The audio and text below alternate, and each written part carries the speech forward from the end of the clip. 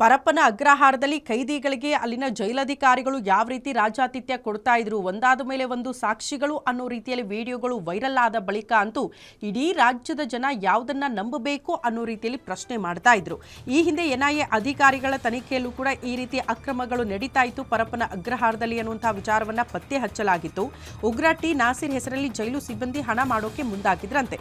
ಮನೋವೈದ್ಯ ನಾಗರಾಜ್ ಬಂಧನದ ನಂತರ ಎನ್ಐಎ ತನಿಖೆಯಲ್ಲಿ ಈ ಎಲ್ಲಾ ಸ್ಫೋಟಕ ವಿಚಾರಗಳು ಬೆಳಕಿಗೆ ಬರ್ತಾ ಹೋಗುತ್ತೆ. 250 ಕೆಜಿ ಮಾಂಸದ ಕಮಿಷನ್ ಪಡೆದಿರೋದು ಕೂಡ ತನಿಖೆಯಲ್ಲಿ ಬಟಾಬಯಲಾಗಿದೆ. ಉಗ್ರ ಟಿ ನಾಸಿರ್ ಹೆಸರಿಗೆ ಜೈಲಿಗೆ ಬರ್ತಾ ಇತ್ತಂತೆ 250 ಕೆಜಿ ಚಿಕನ್ ಅಂದ್ರೆ ಹೊರಗಡೆಯಿಂದ ತರಿಸಲಾಗ್ತಾ ಇತ್ತು ಅಂತ. ಚಿಕನ್ ಫಾರೂಕ್ ಎಂಬಾತ ಉಗ್ರ ಟಿ ನಾಸಿರ್ ಹೆಸರಲ್ಲಿ ಜೈಲಿಗೆ ಈ ಚಿಕನ್ ಅನ್ನ ಕಳಿಸ್ಕೊಡ್ತಿದ್ದಂತೆ. ತಿಂಗಳಿಗೊಮ್ಮೆ ಉಚಿತವಾಗಿ 250 ಕೆಜಿ ಮಾಂಸವನ್ನ ಈತ ಪೂರೈಕೆ ಮಾಡ್ತಿದ್ದಂತೆ. ಇದನ್ನ ಅಧಿಕಾರಿಗಳು ತಾವು ಕ್ಲೈಮ್ ಮಾಡಿಕೊಂಡು ಹಣ ಹಂಚಿಕೊಳ್ತಾ ಇದ್ರಂತೆ. ಇದು ಎನ್ಐಎ ತನಿಖೆಯಲ್ಲಿ ಈ ಎಲ್ಲಾ ವಿಚಾರಗಳು ಕೂಡ ಸದ್ಯ ಬೆಳಕಿಗೆ ಬಂದಿದೆ.